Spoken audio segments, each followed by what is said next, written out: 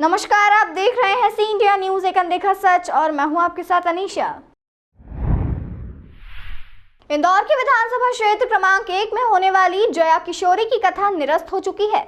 आयोजक और कांग्रेस नेता संजय शुक्ला ने प्रेस वार्ता कर दलाल बाग स्थित जानकारी दी।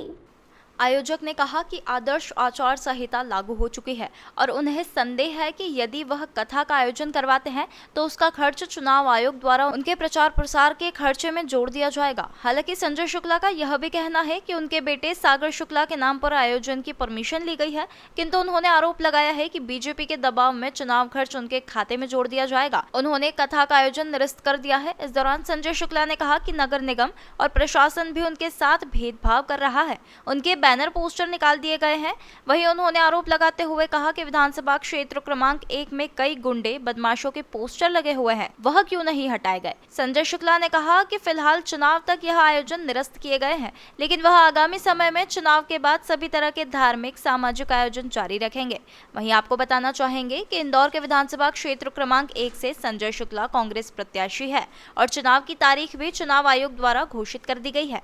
आज आपको बुलाना इसलिए बड़ा हमको कि आप लोग सब देख रहे थे लगातार 2 महीने से मेरे सभी कार्यकर्ता साथी और विधानसभा की सभी माताएं बहनें बुजुर्ग लगातार हम 1.5 महीने से एक घर पर हम निमंत्रण बांट रहे थे कि हमारी जया किशोरी जी की कथा होने जा रही है, तो आपको आना है, उस कथा को सुनना है आके, क्योंकि ये हिंदुस्तान की बहुत बड़ी कथा होने जा रही थी। इसके पहले भी जो कथा हुई थी आपने सुना होगा, प्रदीप मिश्रा जी की कथा हुई थी, भव्य हुई थी। वो लगातार कथा हो या धार्मिक प्रोग्राम हो या रुद्र अभिषेक हो या अयोध्या यात्रा हो या मथुरा यात्रा हो, हम लगातार कर रहे थे। परंतु जया किशोरी जी कथा होने के बाद आपने देखा होगा कि इंदौर में कल कथा होने जा रही है हमारी। तो ऐसा हमारे वकील साहब ने बताया कि ये कथा में सागर संजय शुक्ला के नाम से कथा हो रही थी, सागर शुक्ला के नाम पर, परंतु आवेदन मेरे नाम पर दिया गया। तो मैं आप लोगों से निवेदन करना चाहता हूं कि इसके अंदर भाजपा और प्रशासन ने बदनीयत के कारण जया किशोरी जी की 7 दिन की भागवत कथा को निरस्त की जाती है और इस आयोजन के लिए सागर शुक्ला और प्रशासन ने अनुमति का आवेदन दिया गया था। इस आवेदन पर कोई कार्रवाई नहीं हुई।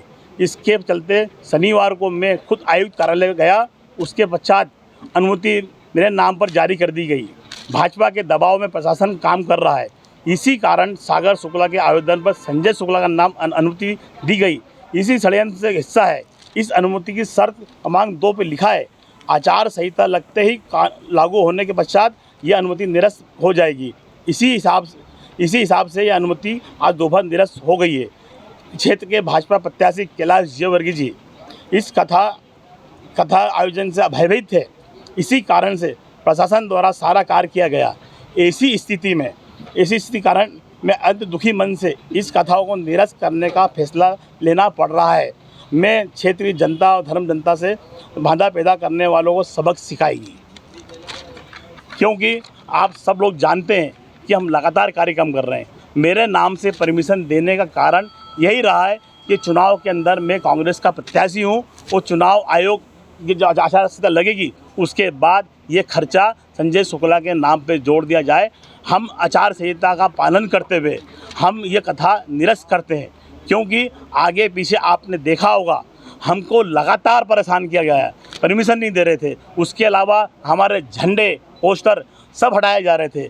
इसके पहले प्रदीप मिश्रा जी कथा हुई थी, उसके सब झंडे पोस्टर हटा दिए गए थे। हमने रुद्र अभिषेक कराया, उसके कथे हटा दिए थे। राहुल गांधी जी इंदौर आए थे तो वो भी पोस्टर हटा दिए गए थे। परंतु जब से कैलाश विजयवर्गीय जी प्रत्याशी बने हैं तो पूरी विधानसभा के अंदर होर्डिंग पोस्टरों की भरमार हो गई है, भरमार लगी है, परंतु प्रशासन ने एक होर्डिंग नहीं लगाया। उस होर्डिंग के अंदर सिर्फ गुंडे बदमाशों को फोटो लगे हुए, उसके बावजूद भी कोई बोलने को तैयार नहीं है। तो ये सब चीज़ देखते हुए कांग्रेस प्रत्याशी होने के कारण मुझे परेशान किया जा रहा है। तो उस परेशानी देखते हुए क्योंकि आचार संहिता लग गई है और हमारी आदरणीय जया किशोरी जी भी इंदौर आ चुकी हैं और हमारी कल शोभा यात्रा थी, उसको भी निरस्त कर दिया, हमने कथा भी निरस्त कर दी है। यह कथा चुनाव के पश्चात वापस होगी, क्योंकि लगातार जो हम बोलते करते, हमने कथा का पहले भी बोला था, करा था और आगे भी करते रहेंगे। परंतु मुझे परेशान किया जा सकता है इस कारण से, क्योंकि यह अनुमति जो मेरे नाम पे दी गई है वो खुद जानते हैं कि संजय शुक्ला चुनाव लड़ेगा और ये खर्चा उनके खाते में जोड़ दिया जाएगा। तो इसको देखते हुए क्यों आगे प्रशासन भी इनका है और आगे ये कुछ भी कर सकते हैं, तो इसके लिए मैंने कथा ये कैंसिल करी है। कांग्रेस पार्टी का ही समर्थन है, कांग्रेस पार्टी का मैं कैंडिडेट हूँ, कांग्रेस पार्टी का मैं विधायक, कांग्रेस पार्टी का सदस्य हूँ, तो कांग्रेस के साथ ही कांग्रेस में साथ। अभी ऐसा कुछ नहीं है, कांग्रेस के अंदर लगातार स्टैंडिंग कमेटी होती है, प्रदेश कमेटी में जाता है, उसके बाद CSC कमेटी में दिल्ली जाता है, उसके बाद टिकट होता है। मैं अभी ऑलरेडी आज विधायक हूँ, मैं विधायक के रूप में काम कर रहा हूँ अभी मैं। सर मेरी पहली सफलता तो जब भी मिल गई थी मेरी, जब मेरे सामने राष्ट्रीय महामंत्री आदरणीय किला विजय को उतरा कि मतलब मैंने अपने विधानसभा में विकास करा है, जनता की सेवा करी है, उनके दुख और सुख में गया हूँ और धर्म के काम में मैंने सब लगातार हर काम करा है। तो मेरे सामने इतना भारी भरकम टेंट प्रत्याशी उतारा गया, तो ये मेरी सबसे पहले मेरी जीत थी। जनता मेरी भगवान है, जनता के लिए मैं हमेशा लड़ता रहता हूँ, भले कोरोना काल हो। आप भी मानते हैं उनको भारी भरकम प्रत्याशी? मैं नहीं मानता, भारतीय जनता पार्टी मानती है बहुत बड़े भारी भरकम है, परंतु 10 साल से ना प्रदेश में रहे ना देश में घूमते रहे, सब जानते हैं। भारतीय संस्कृति कहती है कि अपने बड़े बुजुर्गों का पाँव पड़ना चाहिए, बड़े बुजुर्गों का सम्मान करना चाहिए। ज़िंदगी में भगवान के बाद कोई है तो माँ बाप वो बड़े बुजुर्ग होते हैं, तो वो मेरे से बड़े हैं। तो मैंने बाकायदा, मेरे को वहाँ गुरुजी ने बोला था कि आप उनके गले मिले, तो मैंने ही बोला था कि मैं गले नहीं मिलूँगा, कि मेरे से बड़े हैं, मैं पैर पड़ूँगा उनका।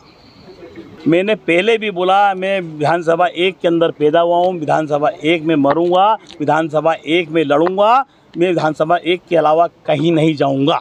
जनता का रुख तो अब मालूम पड़ेगा, क्योंकि हमने निरस्त अभी करी है। हमने सब लोगों ने निर्णय लिया बैठ के कि इस कथा का उत्साह आप लोग देख सकते हैं कि लगातार हमारी माताएं बहनें, जब हम उनसे निमंत्रण देने गए थे तो लगातार वहाँ की माताएं बहनें, वहाँ के बुजुर्ग हमारे साथ घूम रहे थे। बहुत बढ़िया। धर्म पर सत्ता आपने देखा भारी पड़ी है, आप खुद देख रहे हैं, आप खुद मीडिया के माध्यम से देख रहे हैं कि मेरे को परमिशन नहीं दी गई थी। फिर आप लोगों ने जब टीवी के माध्यम से जब उनको पूरे प्रदेश और देश में चला, उसके बाद परमिशन दी है। सनातन विरोधी नहीं है ये। विधानसभा 1 के अंदर कैसे भी धर्म के प्रोग्राम ना हो, क्योंकि हमको इसका नुकसान होगा। तमाम खबरों के लिए देखते रहिए सी इंडिया न्यूज़, एक अनदेखा सच।